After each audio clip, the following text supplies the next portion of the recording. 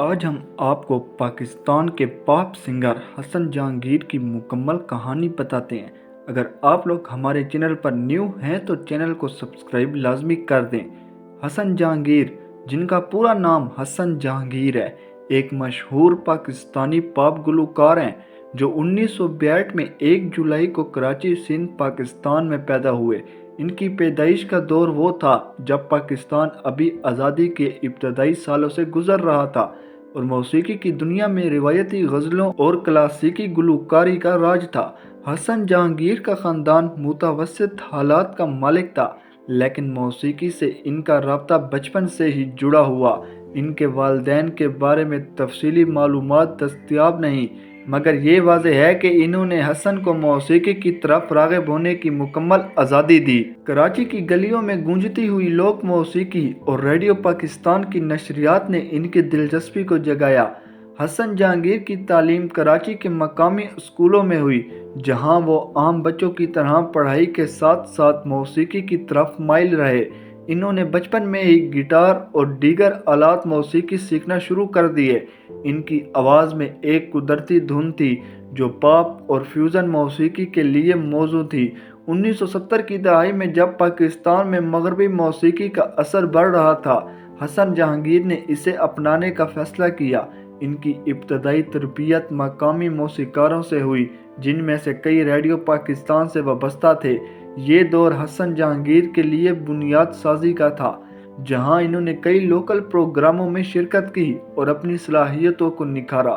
ان کی پیدائش کے وقت پاکستان کی موسیقی کی دنیا میں مہدی حسن، نور جہاں اور دیگر کلاسیکی گلوکاروں کا غلبہ تھا، مگر حسن جہانگیر نے پاپ کی نئی لہر کو قبول کیا جو 1980 کی دہائی میں یورپ اور امریکہ سے متاثر تھی۔ حسن جہانگیر کی شخصیت ہمیشہ پرسکون اور متواضع رہی۔ ان کی آنکھیں بھوری اور بال بھورے رہے جو ان کی کشش کو بڑھاتے ہیں۔ وہ اسلام کے پیروکار ہیں اور اپنی زندگی میں مذہبی اقدار کو اہمیت دیتے ہیں۔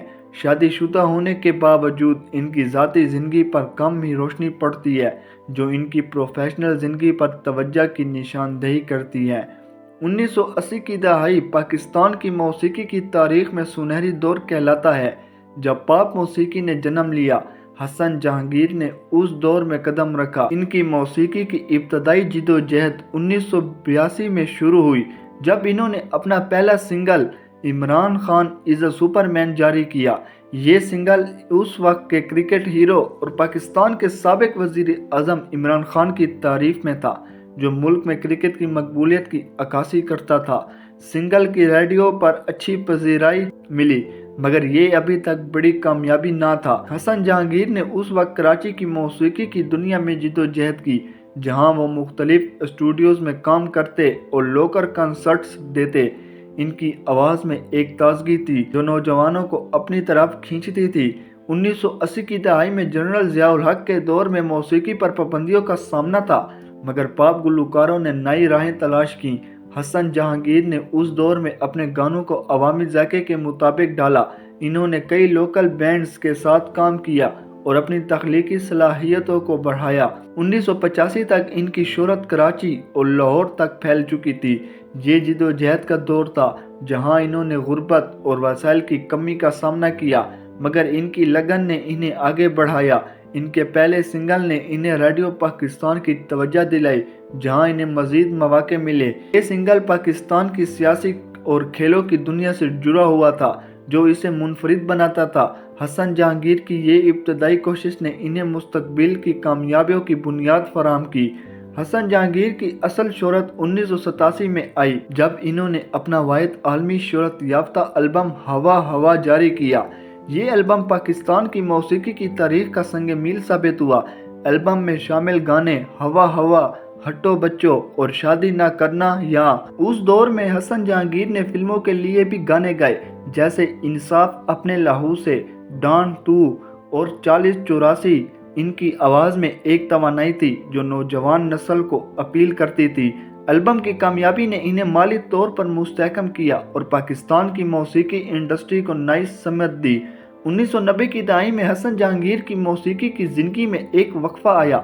ذاتی وجوہات اور انڈسٹری کی تبدیلیوں کی وجہ سے وہ کم فعال رہے، मगर 2011 में इनकी शानदार वापसी हुई जब इन्होंने बंगाली लोक गाने डोल डोल डोलोनी को नए अंदाज में पेश किया।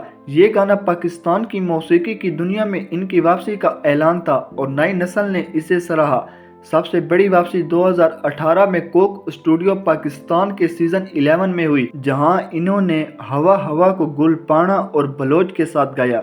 ये परफॉर्मेंस एक फ्यूजन शाहकार थी जिसमें रिवायती बलोची और पॉप अनासर शामिल थे।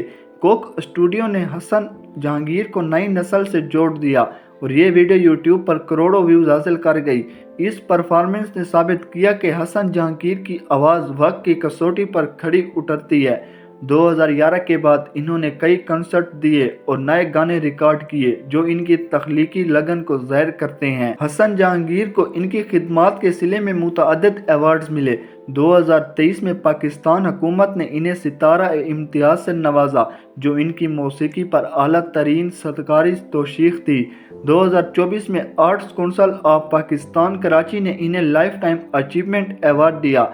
इनकी मौसीकी ने जनूबी एशिया की सकाफत को मुतासिर किया और हवा हवा का 2017 में बॉलीवुड फिल्म मुबरकन में रिमिक्स वर्जन आया, जो इनकी आलमी अपील को ज़ाहिर करता है। हसन जहांगीर की विरासत पाकिस्तान की पॉप मौसीकी की बुनियाद है। इन्होंने नई नस्ल को मुतासिर किया, जैसे अली जफ़र और अताउल्ला खान। इनके गाने आज भी सोशल मीडिया पर वायरल होते हैं। मुअज़्ज़िज़ नाज़रीन, हसन जहांगीर आजकल कहाँ और किस हाल में और कैसे हैं? हसन जहांगीर सेहतमंद और फ़ाल हैं। वो अमेरिका के कैलिफोर्निया अमेरिकन कैनियन में मुकीम हैं, जहां इनका Facebook page pop singer Hasan Jahangir concerts और गिग्स की बुकिंग के लिए इस्तेमाल होता है। हालिया बरसों में इन्होंने कई ऑनलाइन परफॉर्मेंस दिए और नई नस्ल के साथ ताउन किया। इनकी सेहत अच्छी है और वो मौसीकी की तरबियत भी दे रहे हैं। कराची से दूर होने के बावजूद वो पाकिस्तान से जुड़े रहते हैं और दूर दराज से अपने मदाओं से राब्ते में हैं। इनकी ज़िंदगी अब पुरसुकून है, मगर मौसीकी इनका जज्बा है। हसन जहांगीर पाकिस्तान की मौसीकी की एक रोशन सितारा हैं, जिन्होंने पॉप को नई बुलंदियों तक पहुंचाया। इनकी जिद्दोजहद, कामयाबी और वापसी पर हर फनकार के लिए सबक है। आज 63 साल की उम्र में भी इनकी आवाज़ ताज़ा है, जो साबित करती है कि असल फ़न हमेशा ज़िंदा रहता है।